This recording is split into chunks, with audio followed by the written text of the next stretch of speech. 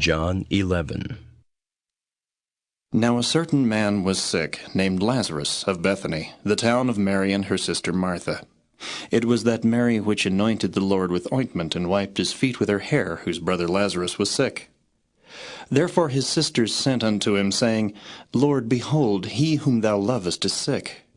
When Jesus heard that, he said, This sickness is not unto death, but for the glory of God, that the Son of God might be glorified thereby. Now Jesus loved Martha and her sister and Lazarus. When he had heard therefore that he was sick, he abode 2 days still in the same place where he was. Then after that saith he to his disciples, Let us go into Judea again. His disciples say unto him, Master, the Jews of late sought to stone thee, and goest thou thither again? Jesus answered, Are there not 12 hours in the day?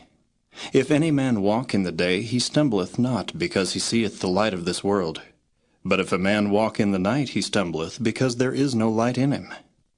These things said he, and after that he saith unto them, Our friend Lazarus sleepeth, but I go, that I may awake him out of sleep. Then said his disciples, Lord, if he sleep, he shall do well. Howbeit Jesus spake of his death, but they thought that he had spoken of taking of rest in sleep. Then Jesus said unto them plainly, Lazarus is dead. And I am glad for your sakes that I was not there, to the intent ye may believe. Nevertheless, let us go unto him. Then said Thomas, which is called Didymus, unto his fellow disciples, Let us also go, that we may die with him. Then when Jesus came, he found that he had lain in the grave 4 days already.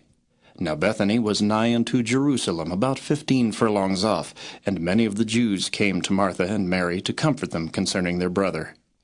Then Martha, as soon as she heard that Jesus was coming, went and met him, but Mary sat still in the house. Then said Martha unto Jesus, Lord, if thou hadst been here, my brother had not died. But I know that even now, whatsoever thou wilt ask of God, God will give it thee. Jesus saith unto her, Thy brother shall rise again. Martha saith unto him, I know that he shall rise again in the resurrection at the last day. Jesus said unto her, I am the resurrection, and the life. He that believeth in me, though he were dead, yet shall he live. And whosoever liveth and believeth in me shall never die. Believest thou this? She saith unto him, Yea, Lord, I believe that thou art the Christ, the Son of God, which should come into the world. And when she had so said, she went her way, and called Mary her sister secretly, saying, The Master is come, and calleth for thee. As soon as she heard that, she arose quickly, and came unto him. Now Jesus was not yet come into the town, but was in that place where Martha met him. The Jews then, which were with her in the house, and comforted her, when they saw Mary that she rose up hastily and went out, followed her, saying, She goeth unto the grave to weep there. Then when Mary was come where Jesus was, and saw him, she fell down at his feet, saying unto him, Lord, if thou hadst been here, my brother had not died. When Jesus therefore saw her weeping, and the Jews also weeping which came with her, he groaned in the spirit, and was troubled, and said, Where have ye laid him? They said unto him, Lord, come and see. Jesus wept. Then said the Jews, Behold how he loved him. And some of them said, Could not this man which opened the eyes of the blind have caused that even this man should not have died? Jesus therefore, again groaning in himself, cometh to the grave. It was a cave, and a stone lay upon it. Jesus said, Take ye away the stone.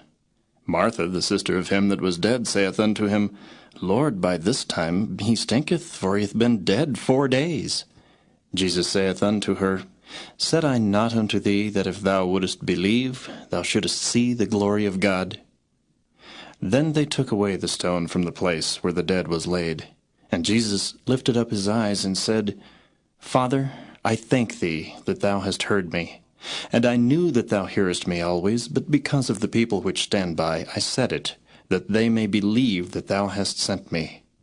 And when he thus had spoken, he cried with a loud voice, Lazarus, come forth. And he that was dead came forth, bound hand and foot with grave clothes, and his face was bound about with a napkin. Jesus saith unto them, Loose him, and let him go. Then many of the Jews which came to Mary, and had seen the things which Jesus did, believed on him. But some of them went their ways to the Pharisees, and told them what things Jesus had done. Then gathered the chief priests and the Pharisees a council, and said, What do we? For this man doeth many miracles.